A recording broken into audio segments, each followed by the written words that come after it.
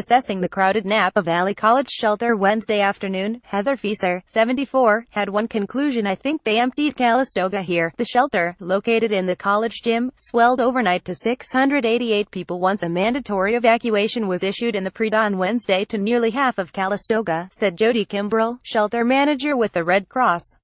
Later in the day, the entire city of Calistoga was evacuated. It was insane, said Mariano Guzman, 19, describing the scene outside his family's apartment building as people packed up. He remembered the sound of slamming trunks. Guzman's family had packed their belongings in the car on Sunday night, he said, when they could see a red glow coming over the trees. Although he had arrived at the Napa shelter in the middle of the night, Guzman said he hardly slept. Some people were freaking out because who wouldn't be in this situation, Guzman said. We don't know anything about what's going on in Calistoga. Calistoga resident Samuel Chino said that the TV news had reported that there were homes burning in Calistoga around noon Wednesday, but his friend, who was still in Calistoga, told him that nothing was on fire there. I'm a little concerned, he said, because he had no idea what was true. I have more than 24 hours awake. I think the community is very strong, he said calmly.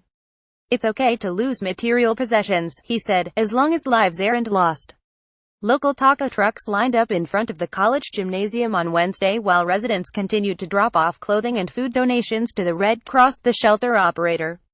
Other than eating and sleeping, evacuees staying in the shelter gathered around on black plastic folding chairs to watch television news on a single flat-screen TV. Children were given coloring books and board games. A few little ones ran around chasing balloons moments after announcements were made for children not to run inside the shelter. Meanwhile, a toddler slept soundly on an adult-size cot with a jacket draped over her like a blanket. Older children gathered in groups outside. Jet Siri Rivas, 11, Marco Maldonado, 12, and Brian Gonzalez, 12, were sitting on some steps eating flamin' hot Cheetos and talking. This is our second day here, Maldonado said. They had arrived about 4 a.m. Wednesday. It was now about 1 p.m. He guessed they'd be at the shelter all week. We could see it, he said of the fire that started on Tubbs Lane. It was kind of far, but still noticeable. Some of the high school burned down, Rivas said.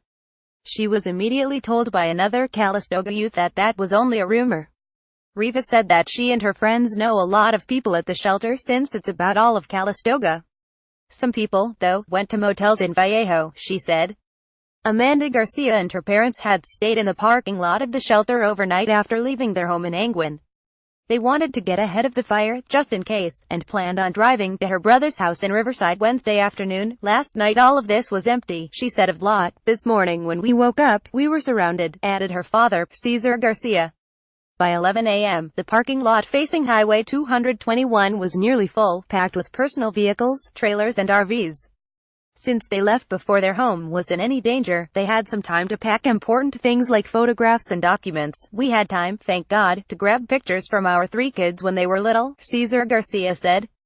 The family lost electricity on Sunday night and had temporarily been benefiting from a generator that Pacific Union College had on site, but when that flickered for a moment on Tuesday, they decided to head south. A lot of students left, too, Amanda Garcia said. Despite her calm demeanor as she rearranged items in the family car, Garcia said that she was freaking out inside. It's hard and kind of scary, she said. It helps knowing how to react and what to be prepared with, things like a go bag and lots of water bottles, she said. You never know where the fire's going to go, that's the problem, her father said. Craig Vandale hadn't been evacuated either. He bailed out of his home in the Avenues days ago. He and his 13-year-old son, Jacob, and their dog, Buddy, had been sleeping in his SUV. But they had run out of food and it got pretty cold on Tuesday night. He thinks we're camping, he said of his son, who is happy to be out of school for a few days. Wednesday afternoon, Vandale said that he wasn't sure yet what he thought about the shelter or if he and his son would actually sleep there. It's a madhouse, he said. It's stressful when you get in until you get signed in, then it's like I don't want to stay here. We might stay in the parking lot if they let us. I didn't even know we could fit that many, said shelter manager Kimbrell.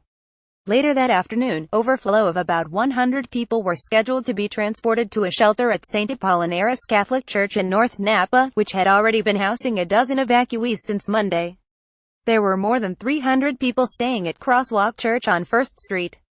The gym and the sanctuary were both full of cots Wednesday afternoon, according to representatives with the church.